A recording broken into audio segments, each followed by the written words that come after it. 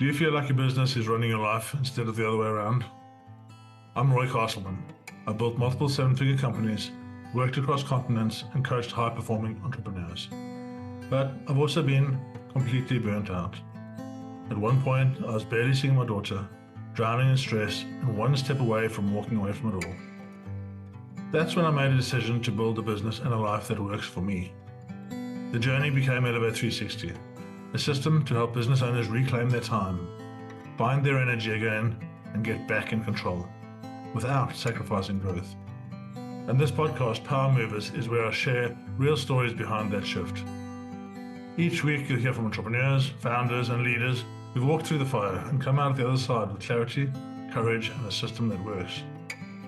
If you're ready to build a business that gives you more life instead of taking it away, you're in the right place.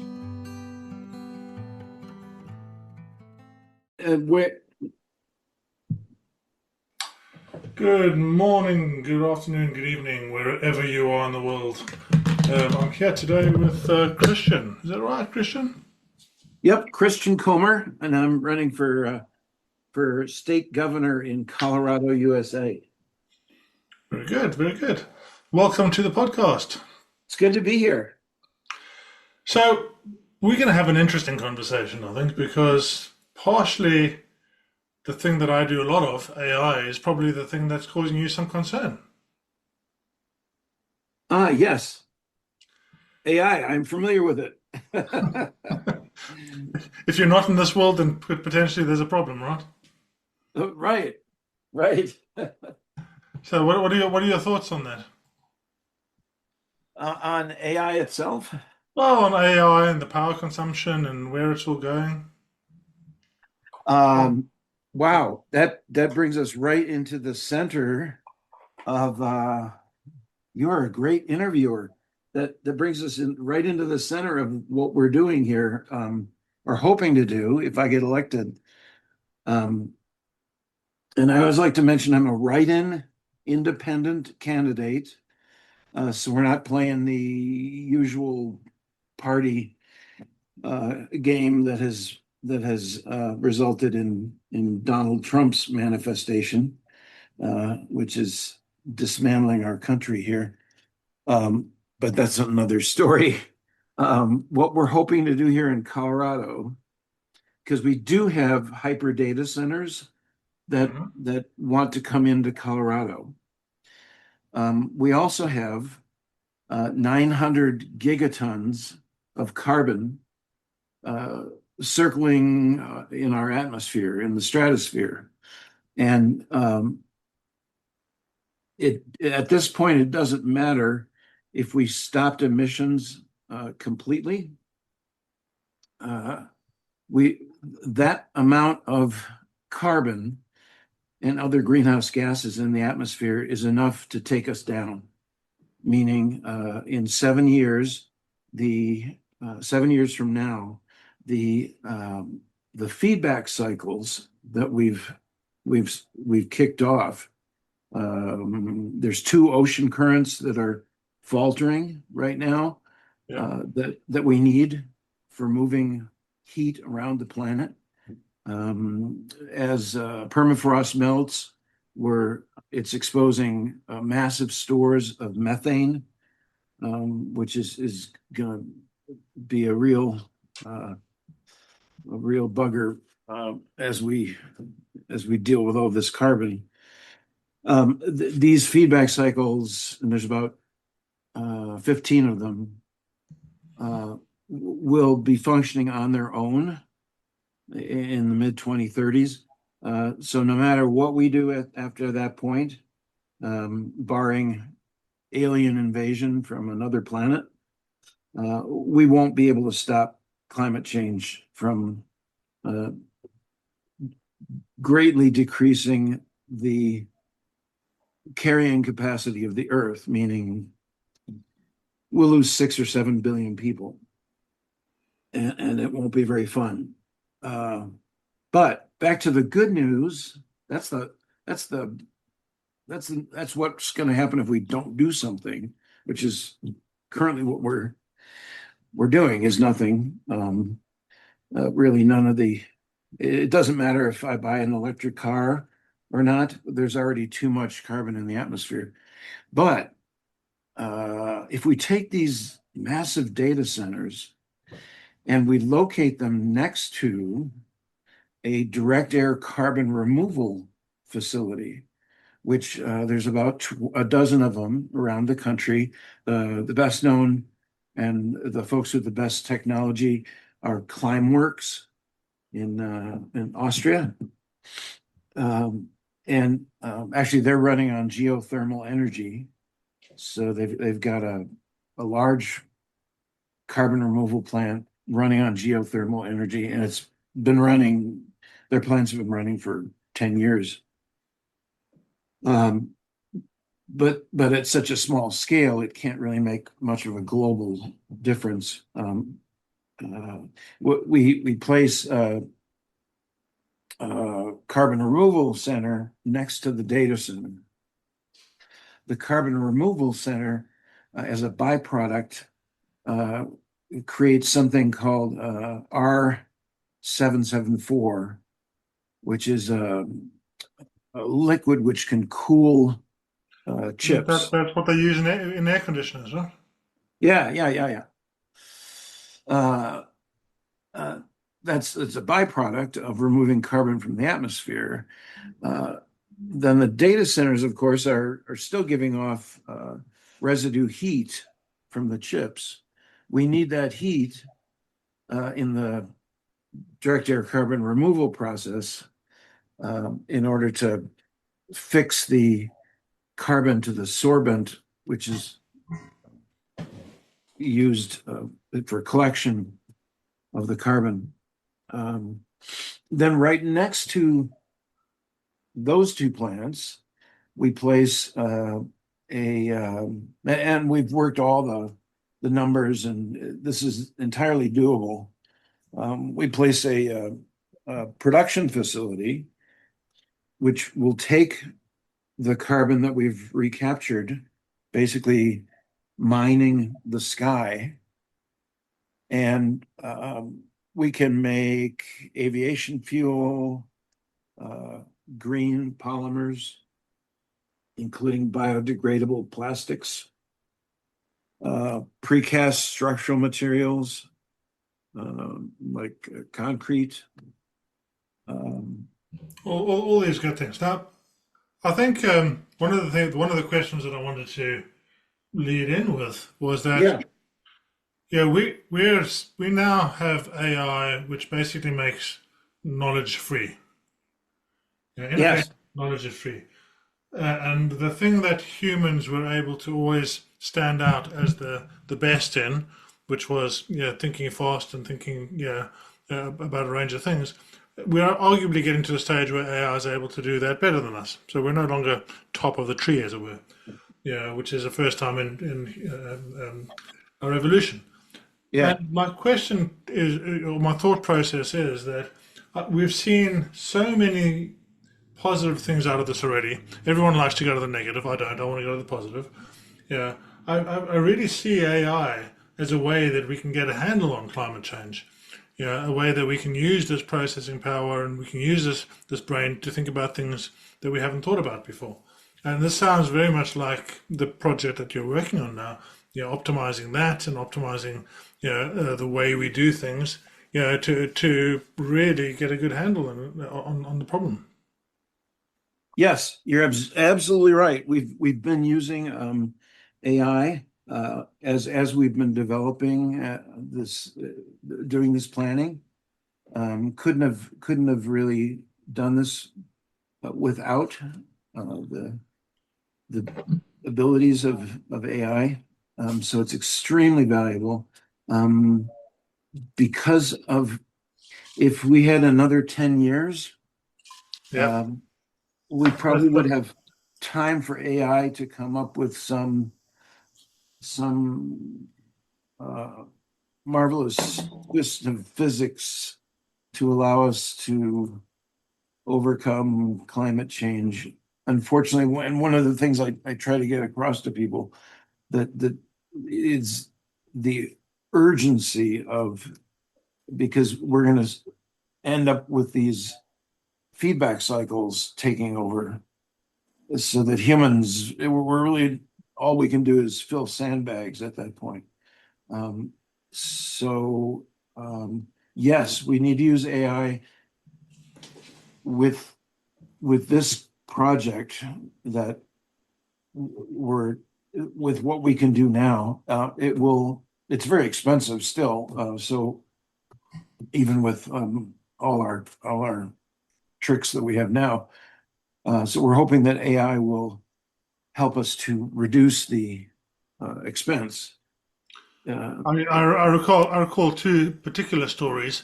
I think there was an MIT study that they were trying to find a new aluminum alloy, and they were able to use AI to find something like 300,000 different possibilities and work out what the best one was in an afternoon, and that would have taken them something like 320 years.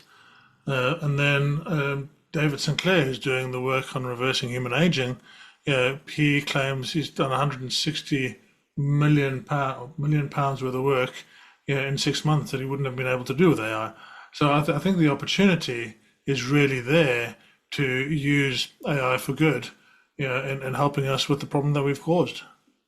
Yes, yes. Yep. Uh, Unfortunately, if uh, going with the way that we're going with AI right now, we're going to kill ourselves with it, if we don't. It's we have, and again, I'm all in favor of it's an amazing technology, but we're gonna add to the climate crisis and just accelerate things faster, if we don't figure out some clever way of running AI on what we would do with this, the Colorado project here is we would co-locate the facilities that I'm describing, um, on our eastern plains of Colorado, where there's uh, uh, a great reservoir of geothermal energy, and where also we can tap into solar and wind Yeah, energy. So our intention is to, and the numbers that the AI has run for us say that we can establish all of this that we're talking about off of the civilian grid. right, yeah. And I think as well, as we go through this process, we have to look at the economics of it as well, right? Yeah. The biggest single cost in AI is the power. Yeah. So trying to use less power is going to be top of mind. So, these big players that are in the space, once they, dig into this, hopefully they'll be able to, find different ways to be much more efficient in their AI models so that we don't use as much power. Yes, absolutely. And we're hoping that AI will help us, as I said, to be more efficient with the carbon capture Yeah. also. So it's really the synergy between the two that we've really locked onto, that seems like a massive win-win, uh, for both AI and for climate change. Yeah, I think this whole new world that we're going to, even in the last 3 months, the changes that are happening in AI, Yes, yeah, it's so rapid. It's yeah, mind-boggling. it is mind-boggling, and yeah, I like to think that it'll allow us to be more human. Right, we've fallen away from being humans over the last 20 years. It's all about the grind. It's all about doing more and making more money, and not going out and spending time with your family, and not honoring your staff as well as you should do. And yeah, I think if we all go towards this working less and being more human, across the board, then a lot of these climate change and other efforts that are out there will get more bandwidth. Well, that would be a great book. Uh, Looking at how AI can make us more human, because most people would think of it the other way. Well, if you read my new book that's just come out, Thinking Outside Your Brain with AI, I do touch on it in there. So Oh my gosh. I truly did not know you had a book. yeah, no, it's literally came out a few weeks ago, and What's the yeah, name? Thinking Outside Your Brain with AI. Ah, okay. I'll have to look for it. Yeah, and That's then wonderful. one of the concepts in here is that AI people look at AI as a 90% tool. Yeah, they look to it, they see all the social media, they see all these people saying it's doing amazing things for them, and they think, oh, this is going to do everything for me. And it's just not. It's a 60% tool at best. You have to hold the human architect role, and you have to guide it very, very clearly in what you want to be efficient. And that's the lesson that we're all going to learn over the next 12 to 18 months is, if we've seen all these big companies just trying to replace people with AI, and it doesn't work. Yeah, Yeah. we will see loads more jobs coming in on the AI front for sure, and we will see an entire change in so many different things and how we deal with money and how we deal with the economical downfall this has the potential to call. But I think if we do it in the right way with the right positive energy and we spread the positive word rather than the negative, then we have a chance. Yes, I'd very much agree. One of the things that this can do, I think, is actually bring people together more, Yeah, 100%. rather than burying ourselves in our small screens. Yeah, 100% agree with that. Yeah. Yeah, I think there is a real trend now for people to want to reconnect, want to connect with nature, want to, understand all the things that we've lost over the years. Yeah. Yes. Yeah, Yep. And to get away from just, as you said, the focus on making more and doing more, profiting more. I mean the Um, reality is that those companies now that have got say 10 staff, I look after small businesses in my coaching practice, and those people that have got 10 or 15 staff, they people are scared of going into this because it's okay. If I only need 3 staff, what do I do with the other 10, right?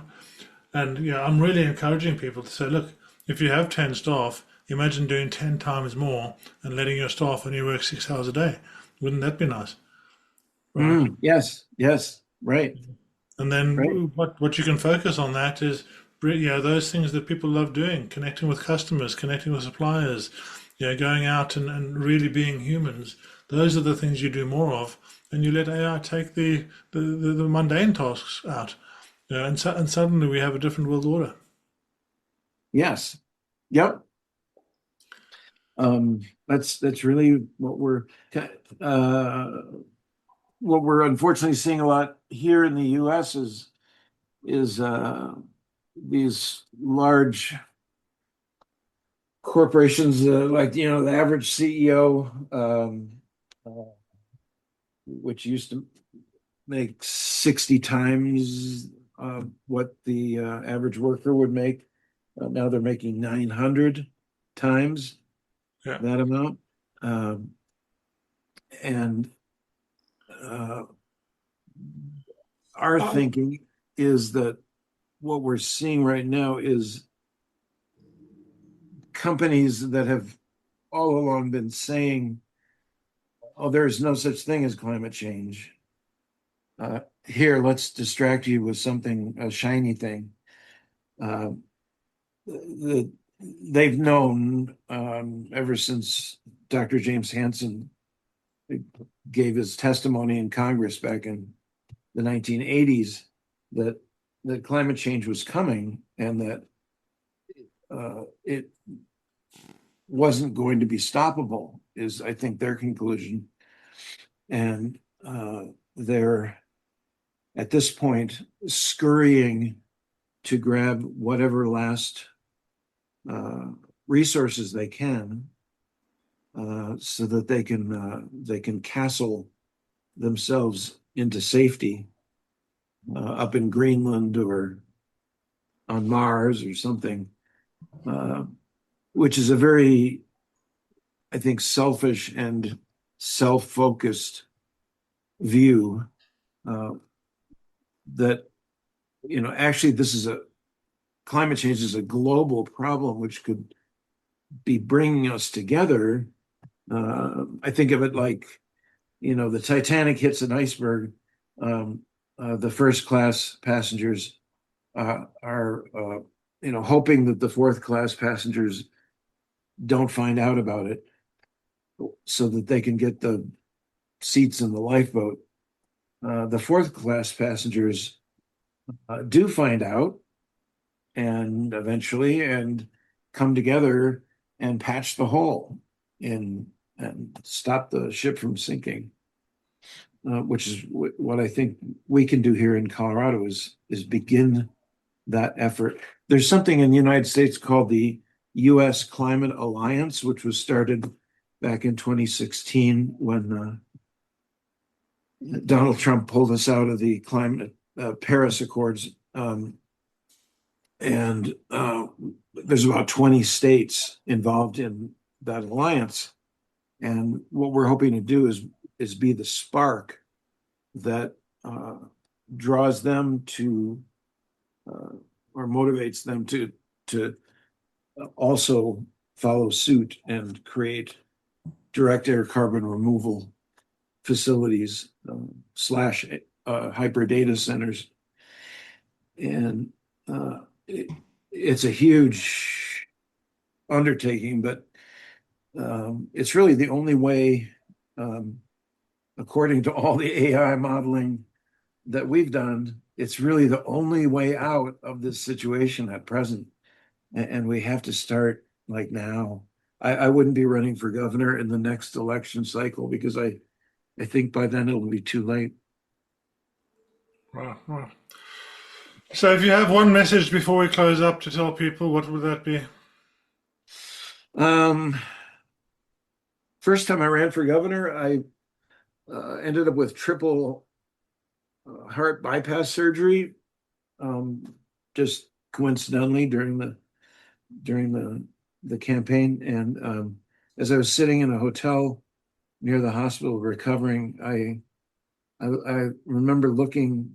vividly remember looking out the window, and I could see the other rooms in the hotel and the lights coming on in the evening, and the families together. And I just, because I was considering giving up on the campaign, and I just had this sense come over me of the familialness of human beings, and that we really are meant to be together with and for each other. And I think that projects like this, critical life-saving projects like this, bring us together in a really powerful way. So that my message would be, we need to come together, and democracy is a very powerful way humans have invented to come together. Instead, we seem to be using it to go separate ways, which doesn't work. Well, Christian, thank you very much for joining me. And we look forward to seeing how your election goes and how we get these projects off the ground. Yeah, you can keep an eye on us through K, the number 4 GOV, K4GOV.com, and see how we're doing. Magic. Thanks for joining us. Great. Thank you. Thanks for listening to Power Movers, the podcast from All the Power, where our mission is to help business owners reclaim their time, reset their energy, and live the life they love. If this episode sparked something for you, your next step is simple. Take the fit check at allthepower.co.uk. It's a short clarity tool that helps you see where you are, what's getting in the way, and what might be possible if you have the right system. When you're ready, come and join the tribe. Power movers start with our signature framework called Elevate 360, a system built to help you escape survival mode, create structure, and move forward with power. Just remember, everything we share here is based on real stories, experience, and frameworks. It's not personal business advice. Always speak to a coach or advisor before making big decisions. Because in the end, it's about more than business. It's about building a life that you actually love. I'm Roy Castleman, and I'll see you in the next episode.